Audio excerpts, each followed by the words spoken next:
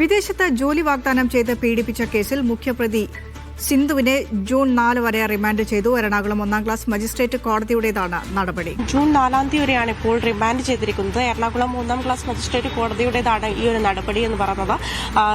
സിന്ധുവിന് ആരോഗ്യപരമായ പ്രശ്നങ്ങളുണ്ടെന്ന് സിന്ധു കോടതിയിൽ ചൂണ്ടിക്കാട്ടുകയുണ്ടായി. രക്തം കട്ടപിടിക്കുന്ന അസുഖം ഉണ്ടെന്നുള്ളത് സിന്ധു കോടതിയിൽ ചൂണ്ടിക്കാട്ടി. അതുപോലെ തന്നെ കേസിലെ 1-ാം പ്രതി ആണ് ഈ സിന്ധു. അതുപോലെ 5 പ്രതികളാണ് ഈ കേസിൽ രജിസ്റ്റർ ചെയ്തിട്ടുള്ളത്. അതിൽ 3 പേരാണ് പിടിയിലായത് എന്നുള്ളതാണ്.